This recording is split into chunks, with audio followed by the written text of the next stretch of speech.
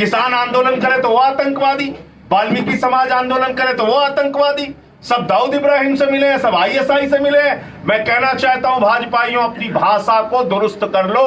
बाबा साहब डॉक्टर भीमराव अंबेडकर का परपौत्र और उनका परिवार दाऊद इब्राहिम और आईएसआई का एजेंट नहीं है। तुम लोग दाऊद इब्राहिम और आईएसआई। 94 साल पुरानी एक संस्था है राष्ट्रीय स्वयंसेवक संघ। आज तक उस आरएसएस का प्रमुख कोई दलित और पिछड़ा नहीं हुआ। आज तक 94 साल में क्यों नहीं हुआ? कोई दलित समाज की महिला अगर मिड डे मील का खाना बनाती है तो उसके हाथ का खाना नहीं खाना। अभी मुझसे पहले संजय जी बाबा साहब के द्वारा लिखे गए संविधान का प्रियम्बल पढ़ रहे थे और उसमें पूरे भारतवर्ष की बात चंद शब्दों में आ जाती है। देश के संविधान के रचयिता बाबा साहब ने सबके हक, सबके अधिकार, सबके सम्मान की बात कही और समाज में जो सामाजिक विषमता थी, जो दूरियां थी, जो भेदभाव था, उसको मिटाने के लिए जीवन भर संघर्ष किया। लेकिन आज बड़े अफसोस के साथ कहना पड़ रहा है कि 73 साल की आजादी के बाद जिस व्यवस्था को, जिस छुआछूत की बीमारी को बाबा साहब डॉक्टर भीमराव अंबेडकर जी खत्म करना चाहते थे, भारतीय जनता पार्टी ने हिंदुस्तान में उस बीमारी को फिर से फैलाने का काम किया है। इसलिए इनसे सावधान रहने की जरूरत है। इसलिए इनसे सावधान रहने की जरूरत है। और मैं बार बार इस बात को कहता हूं और मैंने पार्लियामेंट के अंदर भी इस बात को कहा कि आप बताइए, 94 साल पुरानी एक संस्था है राष्ट्रीय स्वयंसेवक संघ। आज तक उस आरएसएस का प्रमुख कोई दलित और पिछड़ा नहीं हुआ। आज तक 94 साल में क्यों नहीं हुआ? क्योंकि इनकी मानसिकता दलित विरोधी है, क्योंकि इनकी मानसिकता समाज के पिछड़े और शोषित वंचित लोगों के खिलाफ है। इस बात को हमें समझना पड़ेगा साथियों और दोस्तों। मनुष्य को मनुष्य नहीं समझते, इंसान को इंसान नहीं समझते। मैंने खबर पढ़ी अभी एक हफ्ते पहले, शायद आपकी भी निगाह में पड़ी हो। बुंदेलखंड के इलाके में दलित समाज के 3 व्यक्तियों ने मटके से पानी पी लिया, उनको पीट पीट के मारा गया। पीट पीट के मारा गया उनको। बहराइच में कांड हुआ था, घोड़ी पे दलित समाज का बच्चा बैठ के जा रहा है, उसकी घोड़ी नहीं निकल रही। शादी थी। हाथरस में कांड हुआ, घोड़ी पे बैठ के बच्चा जा रहा है, उसकी घोड़ी नहीं निकलने दे रहा। गुजरात में दलित समाज के बच्चे ने मूंछ रख ली तो उसकी हत्या कर दी गई। ये हो रहा उत्तर प्रदेश में और गुजरात में और भाजपा के राज में।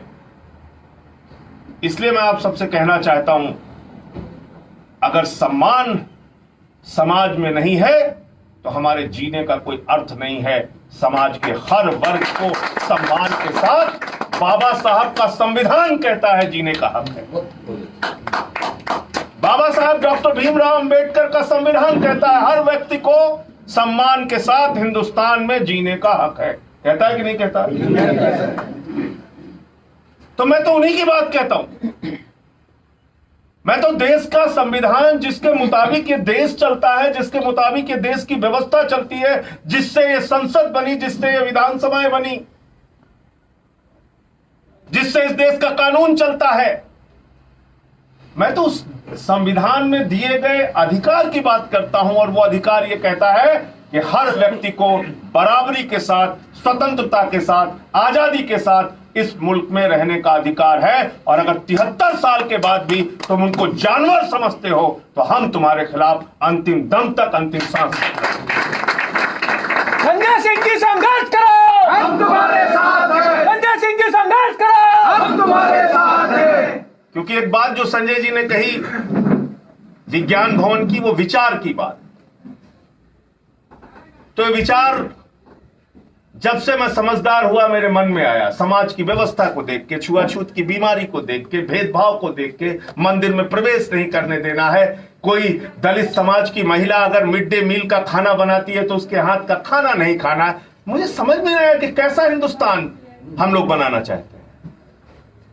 ऐसा हिंदुस्तान जहां इंसान को जानवर समझा जाए, ऐसा हिंदुस्तान जहां पानी पीने का हक ना हो, मूछ रखने का हक ना हो, घोड़ी पे बैठने का हक ना हो, ऐसा हिंदुस्तान जहां हाथरस में वाल्मीकि समाज की एक बच्ची के साथ गैंगरेप की घटना हुई तो बलात्कारियों को बचाने के लिए आदित्यनाथ की सरकार खड़ी हो गई। और इसलिए मैं वहां पे गया था। मेरे ऊपर हमले किए गए, काली स्याही फिकवाई गई, और मैंने उस दिन कहा था कि आदित्यनाथ जी, जो ये काली स्याही तुम फिकवा रहे हो, इसी स्याही से तुम्हारा काला इतिहास लिखने का काम, तुम्हारी सरकार के काले कारनामे लिखने का काम करूंगा। तुमने जो उत्तर प्रदेश में भेदभाव फैला रखा है, समाज के अंतिम आदमी को उसका हक नहीं देना चाहते, ये तुम्हारा काला इतिहास इसी काली स्याही से मैं लिखूंगा। मैंने उस दिन कहा 14 मुकदमे लगा दिए मेरे ऊपर, देशद्रोह का मुकदमा लगा दिया, मेरी पार्टी का दफ्तर बंद करा दिया लखनऊ में। 14 मुकदमे 4 महीने में किसी माफिया पे नहीं हुए उत्तर प्रदेश में, संजय सिंह के ऊपर हुए। और कारण क्या है कि मैं हाथरस में वाल्मीकि समाज की बेटी का मुद्दा उठाता हूं, मैं बलिया में जयप्रकाश पाल का मुद्दा उठाता हूं, मैं कानपुर देहात के ब्रजेश पाल का मुद्दा उठाता हूं, मैं संजीत यादव का मुद्दा उठाता हूं, मैं विष्णु निषाद का मुद्दा उठाता हूं, मैं समाज के शोषित वंचित लोगों का मुद्दा उठाता हूं, तो मेरे ऊपर मुकदमे लिखे जाते हैं। बलरामपुर का कांड हुआ, लखीमपुर खीरी का कांड हुआ, जौनपुर का कांड हुआ, जहां दलित बच्चियों के साथ बलात्कार की घटनाएं हुई, और बलात्कारी पकड़े नहीं जाते बल्कि बलात्कारियों के पक्ष में सरकार खड़ी हो जाती है। कैसी निर्मम सरकार है, कैसी संवेदनहीन सरकार है, कैसी सरकार है ये, जो मासूम बच्चियों के रेप के मामले में भी जाति और धर्म देख के काम करती है। कानपुर के अंदर एक 6 साल की बच्ची के साथ रेप करके उसका कलेजा निकाल के खा लिया गया। गोरखपुर में 7 साल की एक बच्ची के साथ रेप हुआ। मजदूरों की बेटियों के साथ बंदूक के नोक पे गोरखपुर जनपद में बलात्कार की घटनाएं, ये हो रहा उत्तर प्रदेश में।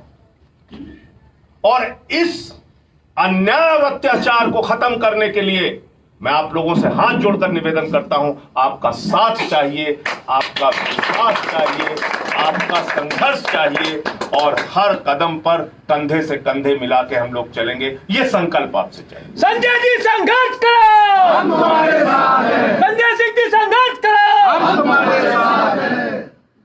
दिल्ली के मुख्यमंत्री अरविंद केजरीवाल, उन्होंने सवाल उठा दिया, हमने सवाल उठा दिया। संजय जी, आप जानते हैं, हाथरस कांड से पीड़ित होकर वाल्मीकि समाज के गाजियाबाद के कुछ लोगों ने बौद्ध धर्म ग्रहण किया, बौद्ध धर्म, और उसको ग्रहण कराने के लिए कौन आया, वो दीक्षा दिलाने के लिए कौन आया? बाबा साहब डॉक्टर भीमराव अंबेडकर जी के परपौत्र आए। और क्या कहा भाजपाइयों ने?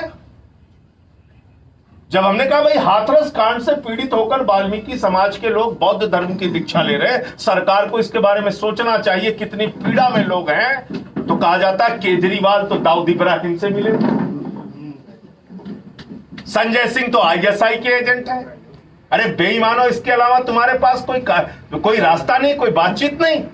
किसान आंदोलन करे तो वो आतंकवादी, वाल्मीकि समाज आंदोलन करे तो वो आतंकवादी, सब दाऊद इब्राहिम से मिले हैं, सब आईएसआई से मिले हैं। मैं कहना चाहता हूं भाजपाइयों, अपनी भाषा को दुरुस्त कर लो।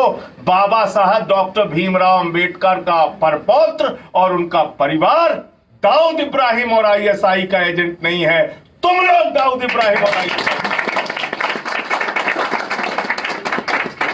जिस बाबा साहब ने देश का संविधान लिखा, उसके परिवार को कहते हो दाऊद इब्राहिम से जुड़ा है। जिस बाबा साहब ने देश को व्यवस्था दी, विषमता दूर करने का ज्ञान दिया, उसको कहते हो दाऊद इब्राहिम से जुड़ा है।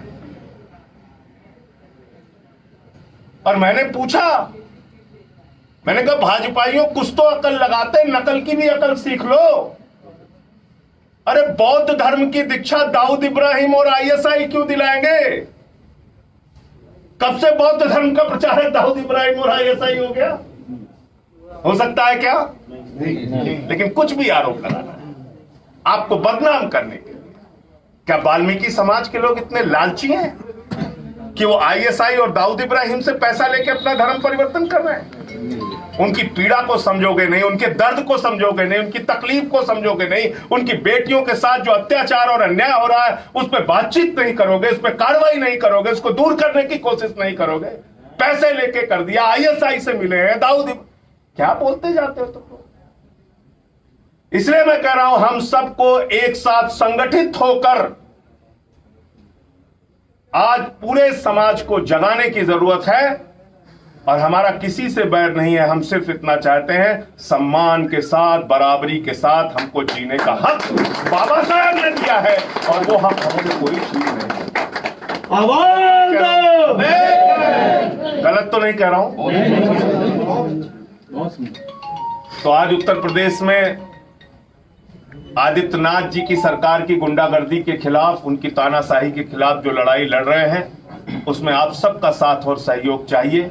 और संजय जी से मैं निवेदन करूंगा कि उत्तर प्रदेश के हर जिले में जहां भी आपके साथी हैं उनको लेकर मिलकर एक योजना हम लोग बनाएंगे, जगह जगह सम्मेलनों का आयोजन। और अभी ही एक तारीख बुलंदशहर के लिए फिलहाल जो आपने कहा था वो तय कर लेते हैं, उसकी तैयारी में फिर हम लोग जुटते हैं।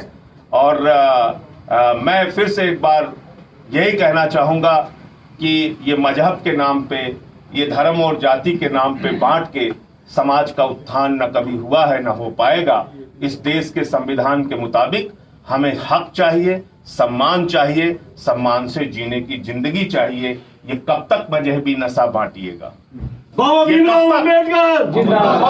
ये कब तक मजहबी नशा बांटिएगा? ये उन्माद वाली हवा बांटिएगा? ये मंदिर, ये मस्जिद, शिवालय की जिद में वतन ही ना होगा तो क्या बांटिएगा? इस वतन को खत्म करने की जो कोशिश हो रही है, इसको बचाने के लिए हम सबको एक साथ एकजुट मिलकर काम करना है। आप सब लोग आए, आप सबका बहुत बहुत आभार और धन्यवाद। और जल्द ही हम लोग बुलंदशहर के कार्यक्रम में बड़ी तैयारी के साथ मिलेंगे। इंकलाब जिंदाबाद, इंकलाब जिंदाबाद, बाबा साहेब अमर रहे, अमर रहे, अमर रहे, बाबा साहेब अमर रहे। अमर रहे, अमर रहे।